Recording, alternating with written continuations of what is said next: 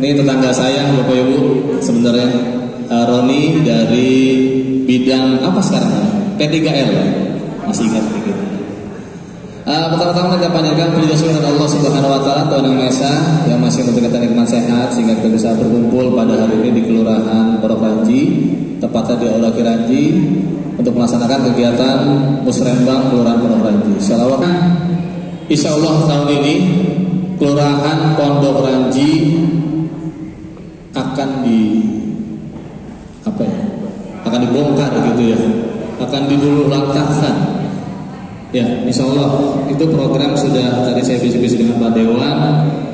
Alhamdulillah anggaran sudah tersedia pada dinas terkait sehingga tahun ini insya Allah Kelurahan Pondok Ranji akan direvitalisasi total. Dengan kantor kecamatan lama tentunya juga akan dibongkar Bapak Ibu, dan nanti Kelurahan Pondok Ranji yang baru akan dibangun beserta ruang terbuka hijau yang pertama di Kecamatan Ciputat Timur. Selain itu juga mana Pak RW 14? Ada nggak Nur Jamil? Ada tak? RW 14 juga Komplek Puri rencana juga akan dibangun. Insya Allah kalau tidak salah menjadi lapangan mini soccer dengan adanya jogging track nanti di situ di belakang Kecamatan Baru.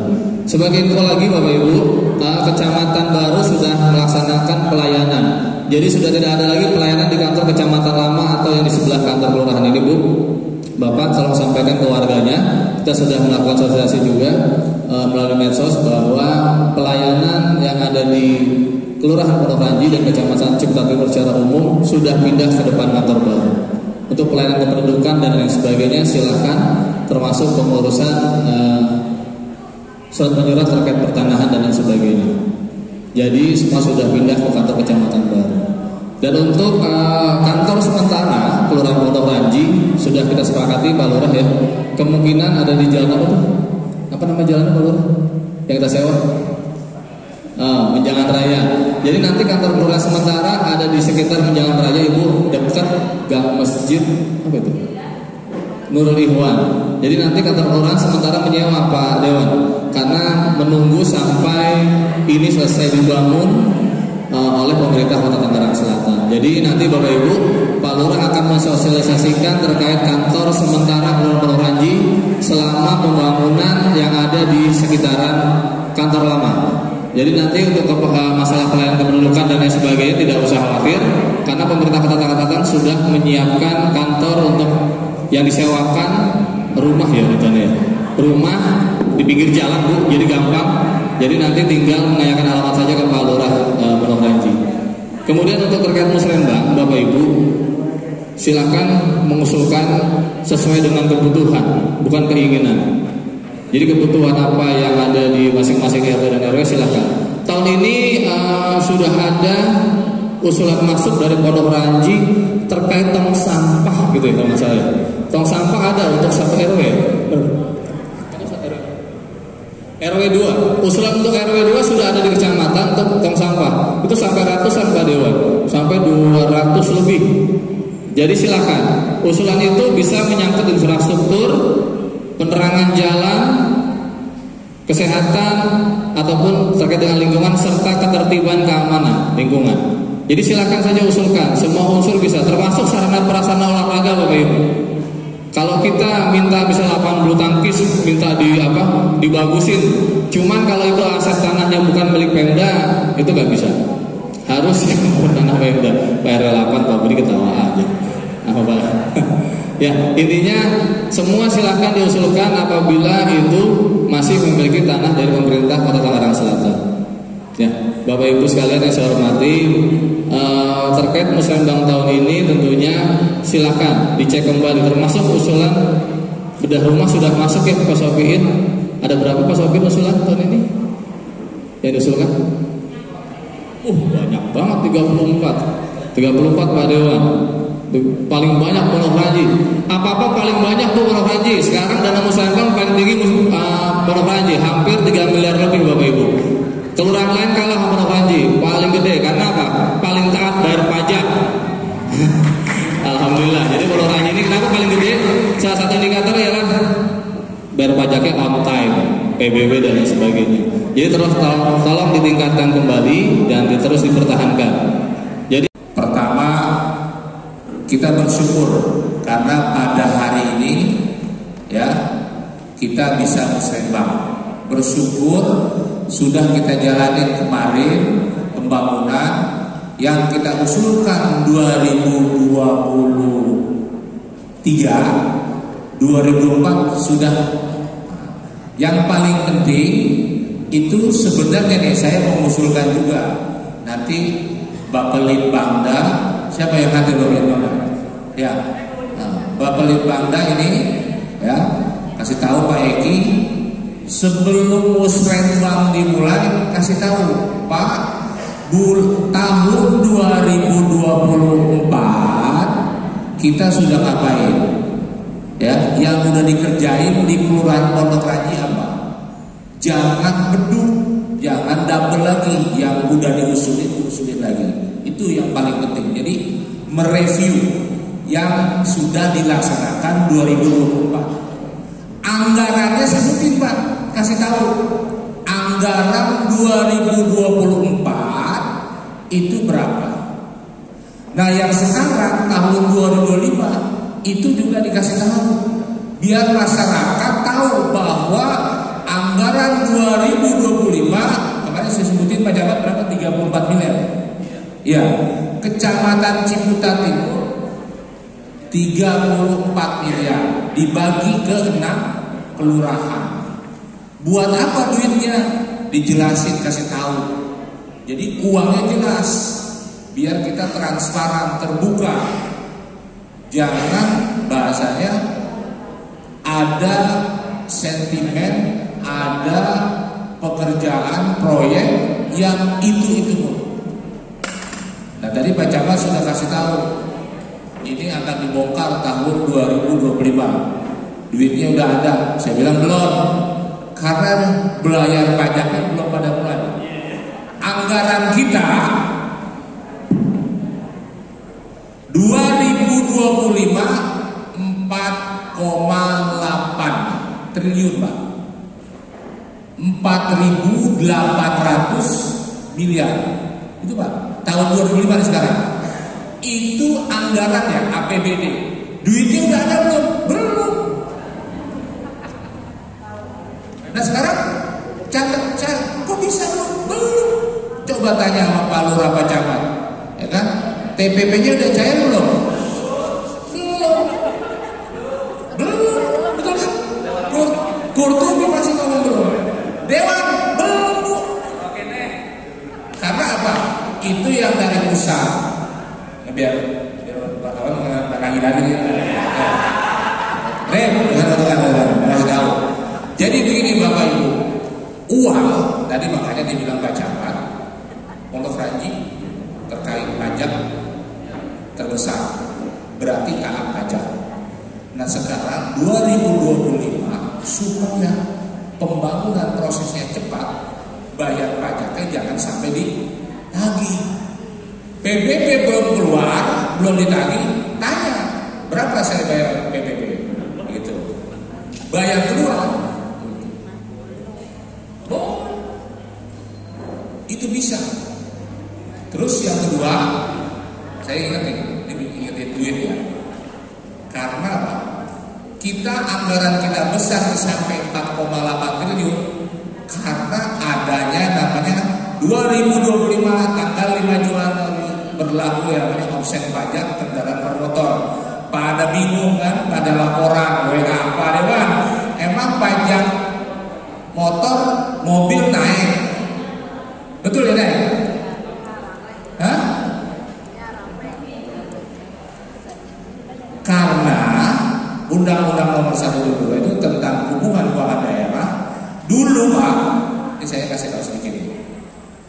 Yang namanya pajak kendaraan bermotor itu masuknya ke provinsi semua. Biaya balik nama kendaraan itu provinsi. Provinsi dikumpulin duitnya, dibaginya terserah dia. Bagi hasil pajaknya itu terserah dia, ya kan? Dia mau bagi, ya kan? Akhir tahun kan, dia mau dapat tengah tahun, terserah dia. Gitu. Pokoknya dia kasih tahu nih dapat sekian. Cuma di transfernya udah apa kata dia. Nah sekarang itu nggak bisa. Jadi begitu kita bayar pajak, misalnya pajak mobil kita 1 juta, ya, itu dibelah 2 tuh langsung, ya, yang separuh kalau nggak salah 70% ya, 70%-nya masuk ke provinsi, 30%-nya masuk kita. Berarti 700.000 masuk ke provinsi, 300.000 masuk ke Tangsel. Itu langsung di-split. Nah itu namanya offset. Cuma ada tambahan katanya. Saya juga belum tahu persis. Sampai saya ingin tahu berapa, coba saya nanti akan tanya ke Pak Pemda. Nanti kita di Badan Anggaran kita tanya, betul Pak, kalau begitu pembebanannya baik masyarakat. Itu terkait pajak kendaraan bermotor yang sekarang lagi heboh kan? Karena asal-asalnya ada tambahan. Selanjutnya saya sedikit. Ini ada dari sekolah ada kan? Kepala sekolah ada? Puskesmas? Puskesmas ada? Puskesmas? Puskesmas nggak ada kalau coba dari puskesmas? Hah? Ada. Saya nanya puskesmas. Pondok Raja ada puskesmas? Ada. Jadi catatan ya puskesmas ya? Ya. Sekarang juga nggak apa-apa terbuka Bapak Ibu semua. Bicara puskesmas, di Pondok Ranji ada puskesmas. Yang puskesmasnya ada rawat inap. Bersyukur. Saya kemarin di Purwokerto, saya sudah bilang seluruh puskesmas yang ada di Ciputat Timur saya minta dibuka lagi untuk rawat inap. Karena apa? Daya tampung RSUD udah nggak cukup lagi sekarang. Udah nggak apa-apa bawa. Di puskesmas kita bersyukur, tinggal pelayanannya. Jangan sampai hari libur gak ada sejarahnya, gak ada dokter jaga. Itu yang paling penting terkait puskesmas. Mumpung ingat, saya ingatin lagi, Bu, Bapak-bapak semua, Pak RT, Pak RW yang udah punya BPJS, alhamdulillah. Yang dapat PBI bagus. Nah sekarang bagaimana? Ada warga Tangsel, warga Pondok Ranji yang sudah berhenti kerja, kemudian yang BPJS-nya sudah tidak dibayarkan oleh perusahaan, oleh swasta, itu bagaimana? Mau pindah, minta dibayarin ke pemerintah. Kan banyak ini. Nah makanya di situ saya minta nanti untuk Musrenbang 3 kecamatan diundang perwakilan BPJS. Biar masyarakat tahu BPJS tenaga kerja, BPJS kesehatan. Kita kan ada kan BPJS tenaga kerja? Ada. Yang dapat kan? Itu dapatnya berapa duit? Udah ada yang ngambil belum? Hah?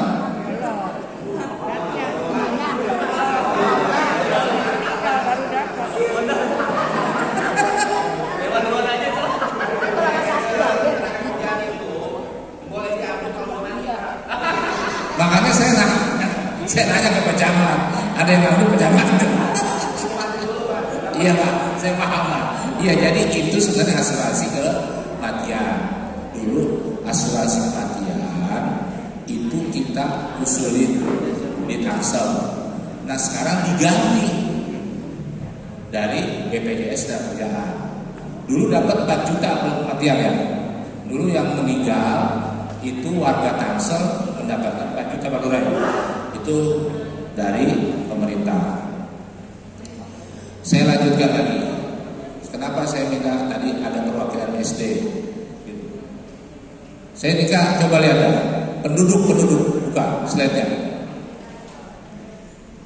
Nih Pak, jumlah penduduk Pondok Ranji, betul gak nih Pak Lurah?